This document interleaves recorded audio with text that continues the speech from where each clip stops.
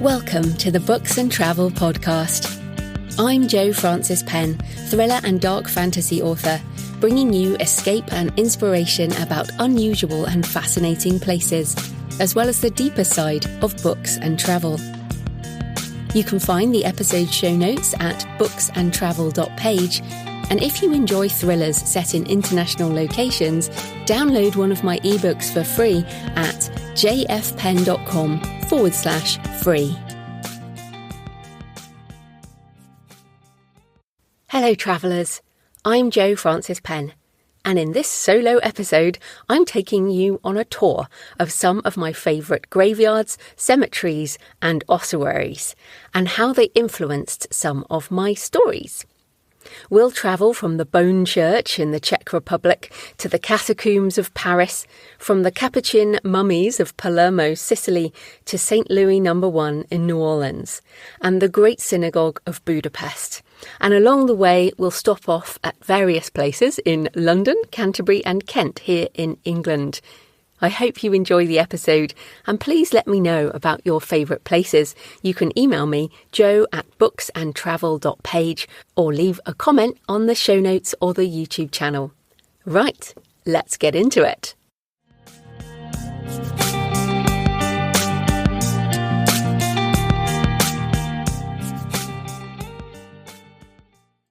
I always feel the most grateful to be alive when I walk among the dead. That might sound strange, but bear with me. Step through a lychgate into a churchyard, or descend a narrow stone stair into a catacomb or ossuary, and the pace and the noise of the world falls away. In these quiet spaces, graveyards beside ancient churches, sprawling Victorian cemeteries, or underground chambers decorated with bones, I consider the shortness of life. Memento Mori. Remember, you will die. And it puts life into perspective. I can hear my own heartbeat more clearly and discover what's important to me, and the stories begin to rise. If you've read my ARKANE thrillers or the Brooke Daniel series, you'll recognise many of the names here. But whether you're here for research, reverence or simple curiosity, I hope you'll find something to spark your imagination and perhaps shift your perspective on these places that so many stay away from. But first, some definitions. What's the difference between a graveyard, a cemetery and an ossuary? A graveyard is usually a burial ground attached to a church, whereas a cemetery is a standalone burial area, for example found near a crematorium or a public burial ground. An ossuary, from the Latin ossos for bone, is a container or chamber specifically to hold bones. It can be as small as a box or as large as a chapel. In Europe, there are many ossuaries where the bones are used as decoration. Why am I so fascinated with these places? To revisit the Latin phrase Memento Mori, remember you will die, this has never felt morbid to me. It makes me grateful that I'm alive on this day, to have the life I do, to love the people I love, and to be able to write and create. Life is indeed short, and I want to make the most of it. I find myself drawn to these places not out of some macabre fascination, but because they strip away illusion. In a world obsessed with preserving youth and denying mortality, there's something profoundly honest about places that honour death. I'm also fascinated by the dates and the names etched in stone, names that no one remembers anymore, even those of the wealthy who thought they were so important in life. The weathered gravestones, some leaning or sunken so deep they're practically swallowed by the ground. All these make visible the brief span of our lives, and this clarity energises me. I'm 50 as I read this, definitely middle-aged. If I'm lucky to have decades left, how will I spend them? What stories will I tell? What experiences will I have? What challenges will I face? This relationship with death is probably unusual in the modern West, But for most generations and for many cultures, even right now, it is a completely normal part of life. As Franz Kafka said, the meaning of life is that it stops. Perhaps it is our modern sensibility to avoid discussing death that is the more unusual. I hope to change that a little today. So come with me on a journey of the dead.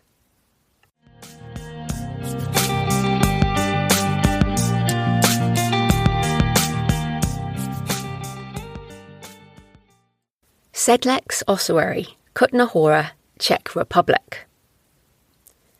It was a freezing winter's day back in 2015 when we took the train from Prague to visit the Sedlec Ossuary, also known as the Bone Church. I'd already spent a lot of time researching it online and also written about it in my ARKANE thriller Crypt of Bone, so I knew what to expect. But even so, it really is a macabre place.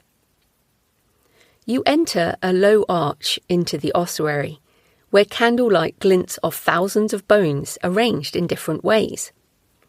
Alternating skulls and femurs are strung like garlands between larger decorated sections. A huge chandelier of pelvises, skulls and long bones hangs down, and there's a coat of arms made from smaller bones and vertebrae nailed to one wall. It's really quite a small place, with human skeletal remains everywhere you look, estimated to be between 40,000 to 70,000 people. Back in the 13th century, a monk brought earth back from the Holy Land and sprinkled it here, which made people want to be buried at Sedlec. With the Black Death and many wars, thousands more were interred, and later the Gothic church was built and the bones moved to accommodate more dead. In 1870, a local woodcarver, František Rint, organised the bones, arranging them into the artistic designs you can see today. He even signed his name in bone on one wall, with a flourish of femurs and rib bones. I'm not sure if they're his bones, but that would be fitting. You can get to Sedlec on a day trip from Prague, either independently by train, or there are day trips through getyourguide.com and other providers. Paris Catacombs, France. Paris above ground is the city of light and romance. Paris below is the empire of death. You need a ticket, and when you enter in your time slot, you walk down a spiral staircase into cool darkness, and then along tunnels lit with bulbs, before finally entering the catacombs themselves, probably the most famous of ossuaries, with over 6 million dead in the network of underground tunnels and ancient quarries. In the late 18th century, Paris faced a public health crisis, as overflowing cemeteries threatened to contaminate the water supply. The city authorities decided to move the remains beneath the city, resulting in today's catacombs. There are markers in each section to denote which cemetery the remains came from, and at the first entrance there is a warning on the stone. And forgive my bad French. Arrête. C'est ici l'empire de la mort. Stop. This is the empire of death. The bones are mostly neatly stacked and arranged, creating what feels like an infinite corridor of skulls and femurs, all illuminated by dim, flickering lights. There are some sections made into designs, shields, and even a heart of skulls. And I couldn't help but also feature it in my thriller Crypt of Bone. You need a ticket to enter the Paris catacombs, situated near the metro station of Denfert-Rochereau. There are lots of stairs, and it's quite a walk if you're not used to it. Book well in advance, since they have limited time slots at catacomb.paris.fr. Links are all in the show notes, by the way, along with photos. The exit, with its Gothic-themed gift shop, pops you out at a different place, and I remember feeling quite disorientated as I emerged into the sun once more. Kensal Green Cemetery, London. If you enjoy a peaceful walk around a beautiful park with ornate tombs and memorials, Kensal Green Cemetery in London is worth a visit. You don't need a ticket, and it's free to access. It was established in 1832 and is one of London's magnificent 7 cemeteries. These were conceived in the Victorian era as park-like burial grounds to alleviate overcrowded churchyards and combat health hazards. But it's a world away from what we might build as a public burial ground today. With beautiful memorials, tombs above ground similar to Père Lachaise in Paris, and statues of angels, broken columns, Egyptian obelisks, and other Memento Mori markers. The Victorians understood that grief needs physical expression, tangible places to visit, stones to touch. When I walked there, I was inspired to use it as a setting in my crime thriller, Delirium. There are many famous historical people buried there, from industrial engineer Isambard Kingdom Brunel, to author of The Woman in White, Wilkie Collins, and scientist Charles Babbage, inventor of the difference engine which led to the first computer. You can find out more at kensalgreencemetery.com, and you can walk to it easily from Kensal Green train station, which has overground and underground lines. Crossbones Graveyard, Southwark, London. Crossbones is quite different from the formal Victorian cemeteries. It's not even an official burial ground, and there are no graves, but in many ways it is far more poignant to visit. In the 1990s, during excavations for an extension of an underground train line, archaeologists found 148 skeletons in an unconsecrated burial ground. These were the outcasts of society, the women known as Winchester geese, medieval sex workers licensed by the Bishop of Winchester, along with their illegitimate children and other marginalised people. For centuries it lay largely forgotten. It's now a memorial site with ribbons and mementos tied to the gates in remembrance of the outcast dead. It's compelling because it represents hidden history, the stories of ordinary people, often women, who lived miserable lives only a few blocks from the wealthy in their palaces and cathedrals.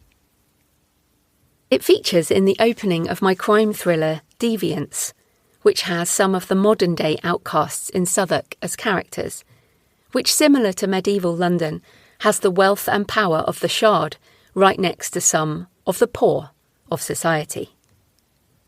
The entrance to the Remembrance Garden is on Red Cross Way, a short walk from London Bridge or Southwark train stations. I recommend you visit the grandeur of Southwark Cathedral first and the ruins of Winchester Palace before walking a few blocks to Crossbones. You can find more at crossbones.org.uk. St. Louis Cemetery No. 1, New Orleans, USA. I visited New Orleans in March 2017 after a train journey from Chicago, and I was in serious book research mode. Back in 2001, I'd been invited to come to the city for Mardi Gras by a friend, and I said no. I said I'd come another time, that the city would surely still be there and Mardi Gras would be the same. And then, of course, in 2005, the floods poured in and the city was transformed. Now, of course, much of the French Quarter remains, and so my experience was perhaps not so different. But I remember thinking, I took this place for granted. I didn't seize the day. What did I miss? And when I finally made it, I was determined to make the most of the city. Much of my experience is woven into my ARKANE thriller, Valley of Dry Bones, which opens at St. Louis No. 1, when a storm opens up a previously undiscovered vault under the cemetery. I also weave in the St. Louis Bible, which is in the St. Louis Cathedral on Jackson Square, and the Voodoo Museum, which is a must-visit, as well as the Louisiana Bayou. I love the juxtaposition of Catholicism and voodoo in the city, and the history of the French and Spanish missions. Founded in 1789, St. Louis No. 1 is the oldest surviving cemetery in the city, with its tombs above ground so as to survive the flooding. The tomb of Voodoo Queen Marie Laveau is in there, covered in lipstick X's and colourful beads and other little gifts left by seekers of luck. A few rows away stands actor Nicolas Cage's pyramid tomb, empty at the time I record this. Nicolas Cage is one of my favourite actors from the 90s action movies. Con Air and Face Off are two of the best. Put the bunny back in the box. If you want to visit, you have to enter on a guided tour, many run by locals, and you can read more about my experiences through the eyes of my ARKANE agents in Valley of Dry Bones.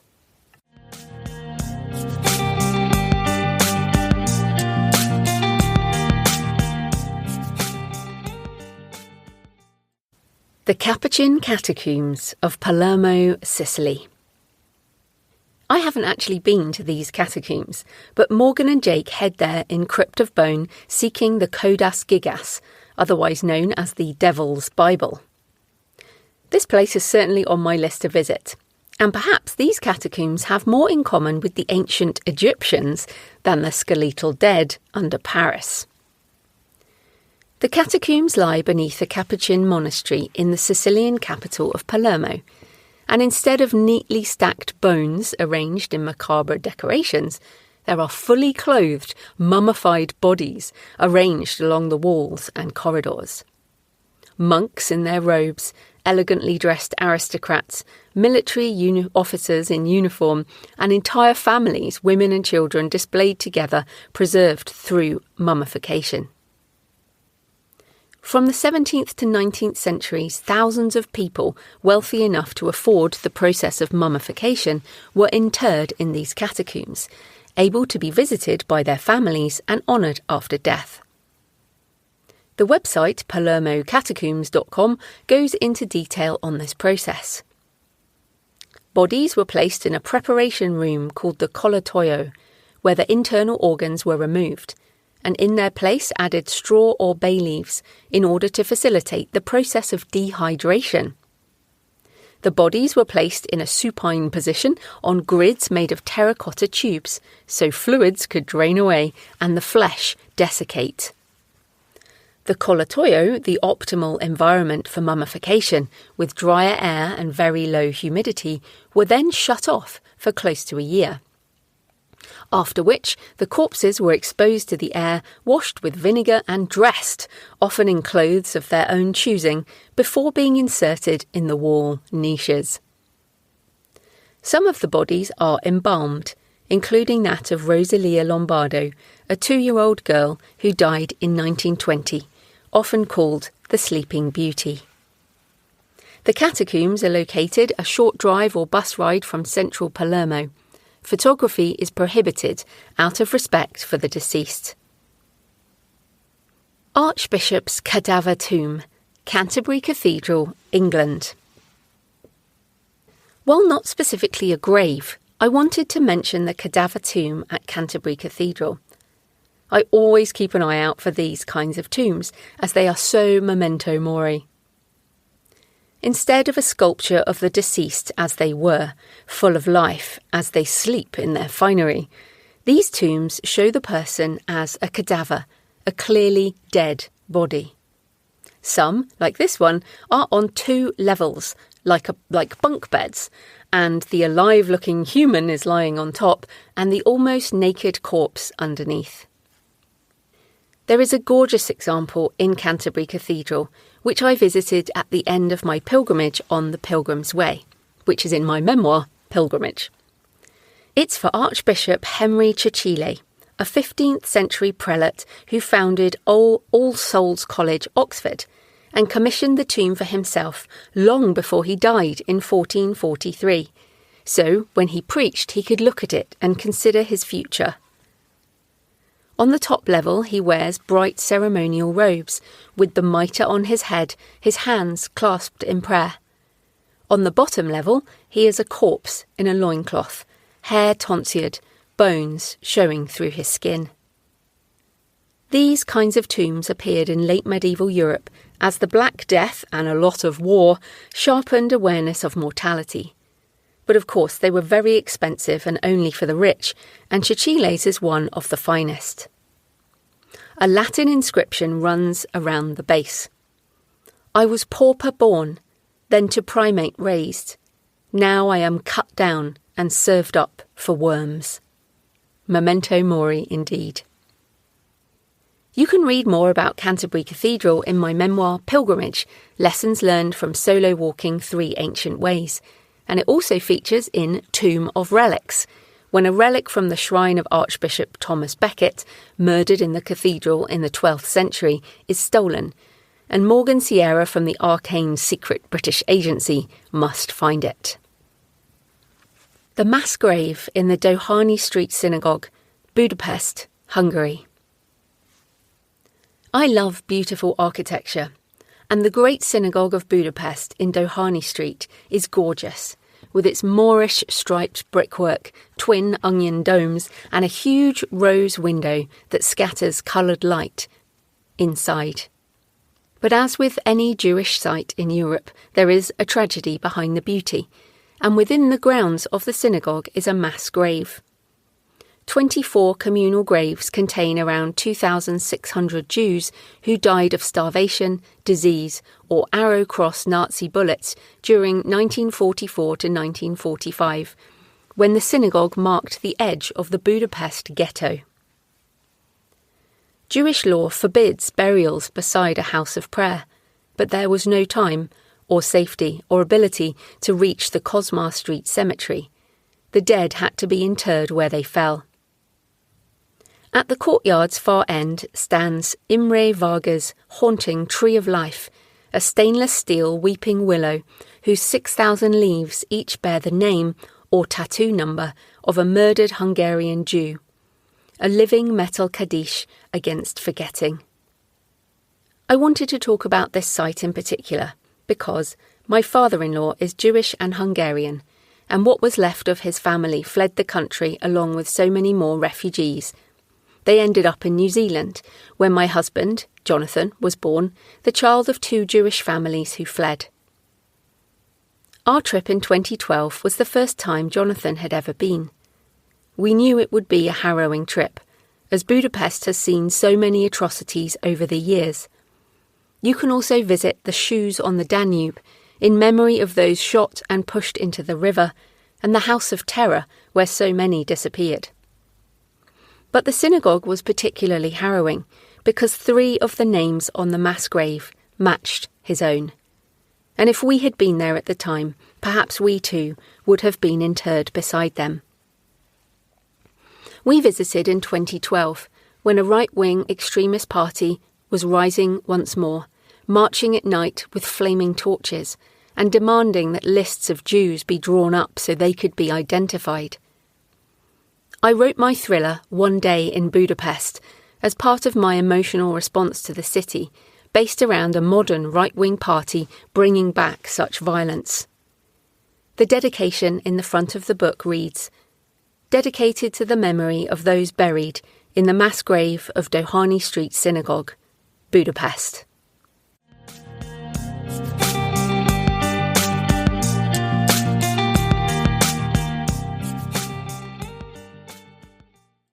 Graveyard of St Mary and All Saints, Boxley, Kent, England. To close, I wanted to return to a more peaceful setting, a parish church graveyard similar to many in England, that I walked through on the Pilgrim's Way. Here's what I wrote in my memoir Pilgrimage. One morning on the Pilgrim's Way, I walked into Boxley, a village on the outskirts of Maidstone in Kent. The autumn sun was low in the sky and cast a golden light over the gravestones as I arrived at the church of St Mary and All Saints, a place of worship for nearly 800 years. Under the canopy of the ornate lychgate, the roofed gateway to the churchyard, were benches for the faithful to rest, and on one sat a selection of pumpkins and squash in shades of yellow, orange and green. A handwritten sign urged, "Please help yourself." I wandered alone in the graveyard, one of my favourite things to do anywhere in the world. Most of the graves were so weathered that the text could no longer be read, a reminder that our names will also be forgotten one day. Several headstones had sunk deep into the ground, leaning to one side as if they felt the pull of the dark beneath. Wild cyclamens in shades of violet grew beneath a sycamore tree, late flowers of autumn marking new life from the bones of the buried dead. One boundary wall was straddled by a huge beech tree, which must have started growing over it well before the World War II memorial that lay just on the other side. Our human-made barriers cannot hold nature for long. I sat in the silence of that peaceful churchyard for a while before walking on. You might find a sparse line or two about that church in a guidebook, but it sticks in my mind as a far more special place. It might not be somewhere you go out of your way to visit, but many churchyards in England have the same kind of resonance. You can find more details at pilgrimswaychurches.org.uk. Tips for making the most of your trip if you want to visit any of these places. Do your research. Before visiting, read up on the history of each site. Knowing why an ossuary exists or who built a particular crypt or what you might see at the place makes the experience far richer. But don't get obsessed with research. It's good to have an attitude of serendipity where you keep an eye out and follow your curiosity as you explore. Check opening times and tours. Many of these places have specific visiting hours or guided tours or ticketed entry. You need to book well in advance for some of them. Be respectful. Remember, these are human remains or places where people honour the dead.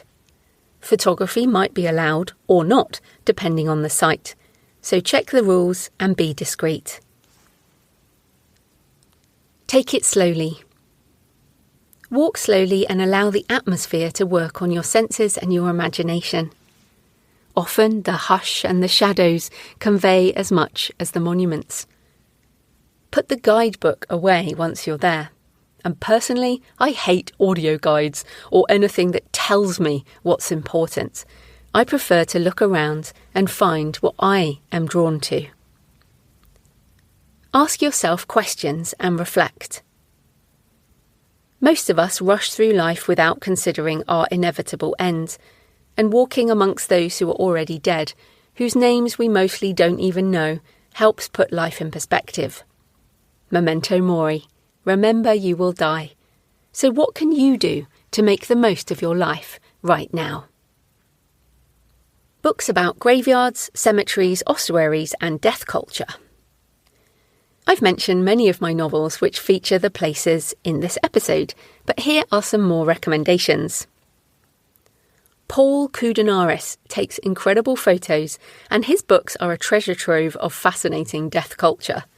Try The Empire of the Dead, a cultural history of ossuaries and charnel houses. Specifically for cemeteries, I recommend 199 Cemeteries to See Before You Die by Lauren Rhodes, and Lauren has been on this show. You can just search the backlist for her episode. Also, Death, a Graveside Companion by Joanna Ebenstein, who also runs the wonderful site morbidanatomy.org. I also love From Here to Eternity, Travelling the World to Find the Good Death by Caitlin Doughty. You can find the books I mentioned, my own books, as JF Penn on Amazon or your favourite online bookstore, or at my store, jfpennbooks.com. You can also find photos from my research trips on the show notes at booksandtravel.page, or many of them on instagram.com/jfpennauthor. So I would love to hear from you. Did this make you feel uncomfortable, or are you very happy visiting these types of places? And if you are, let me know your favourite cemeteries, catacombs, ossuaries or graveyards, or anything that you find interesting from this episode or others. You can leave a comment on the show notes at booksandtravel.page or on YouTube at jfpennauthor or email me jo@booksandtravel.page. I look forward to hearing from you. Happy travels, and I'll see you next time. Thanks for joining me today on the Books and Travel podcast. I hope you found a moment of escape. You can find the episode show notes at booksandtravel.page, and if you enjoy thrillers set in international locations, download one of my books for free at jfpenn.com/free. Happy travels until next time.